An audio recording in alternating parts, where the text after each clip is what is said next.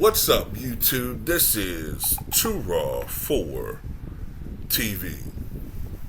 Alright, so earlier this week, there were reports that were indicating that some anonymous source from the Memphis Grizzlies organization was saying that they believe that a lot of the things that are going wrong with Ja Morant over the last couple of years, they blame T. Morant, who was Ja Morant's father, right?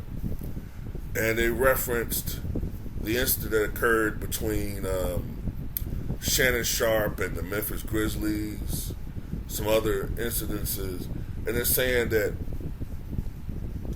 T. Morant wants to be Ja's friend more than his father. And basically they're trying to blame everything on T. Morant. Right? I don't know T. Morant. You don't know him.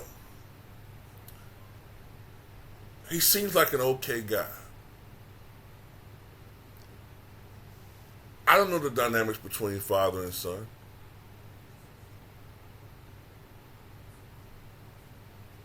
But I do know this.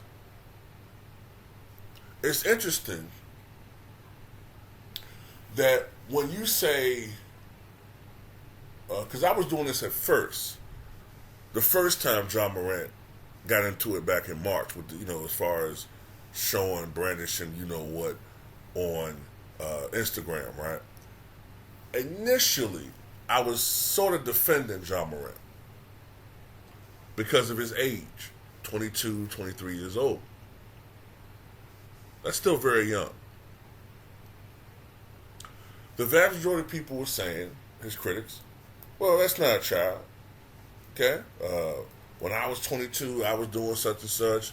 When I had, when I was 20, I had the wherewithal not to do something, blah, blah, blah, whatever, right? Okay, so he's an adult at that age, responsible for his own actions. But now I find it interesting that it's convenient now to blame T. Morant for what Ja Morant's doing now. Why? How does that work? How is it that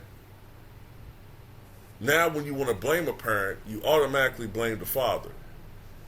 When previously, when all the other incidences that I've seen, you really could blame the mother and the sister. We blame Ja Morant. Because when you look at all the other incidences, most of them, it's the sister that called him when it was having the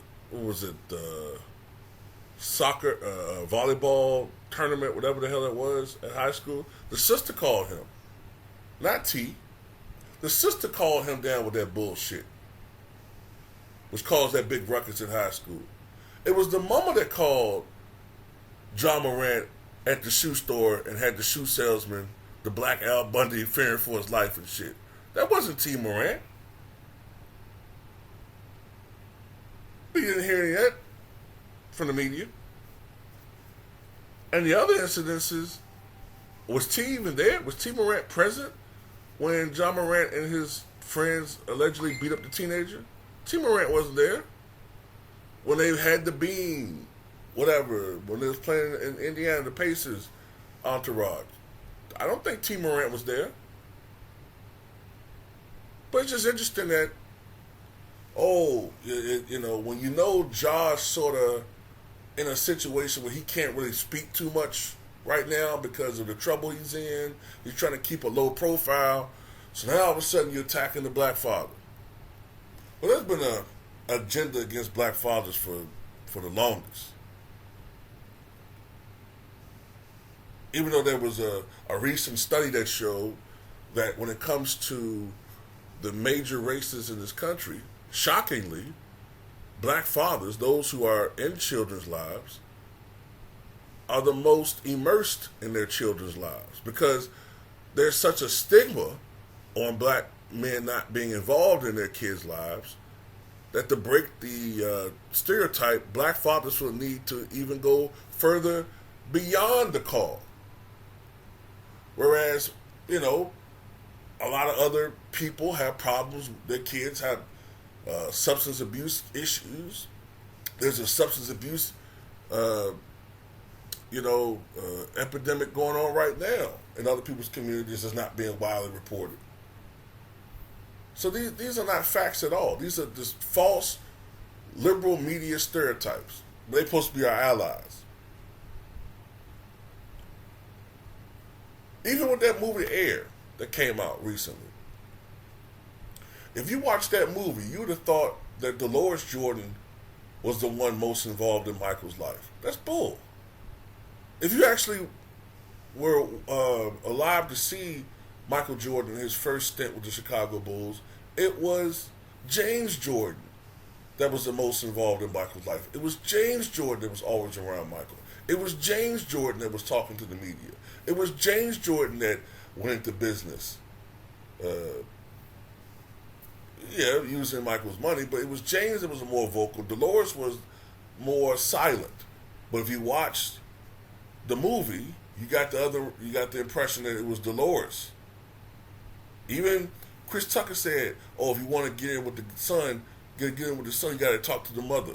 The mother is the one that runs the family." Even that shit kind of pissed me off a little bit. I know what they're trying to say, because a lot of times, in situations back even during slavery, they would do certain tricks to emasculate the man. But no, don't come at T. Morant with this bullshit, man. This is bull. Now, he's not infallible. You could criticize him for some things, I guess. But he did a pretty good damn job, I guess, grooming his son to get into the NBA. Because, look, we all say this ourselves, right? Because they're trying to make T. Morant to be out this big, huge gangster, right? Don't we all say, wow, John Morant had a pretty good upbringing. Why is he the way he is? It's the culture, stupid. It's the dumb, stupid culture out there right now that are brainwashing young people. That's the problem. It's the culture.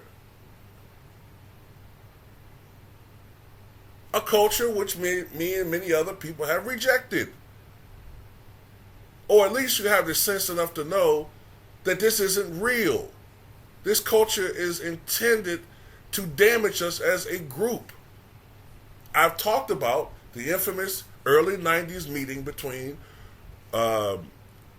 prison industrial complex leaders and the music industry leaders who were immersing themselves in a new fad at the time called rap, hip-hop. But I don't want to go into that. I don't want to go into that. Do your own research. But that's just my take on this. You know what I'm saying? That's all I got to say about it, man. Tell me what you guys think.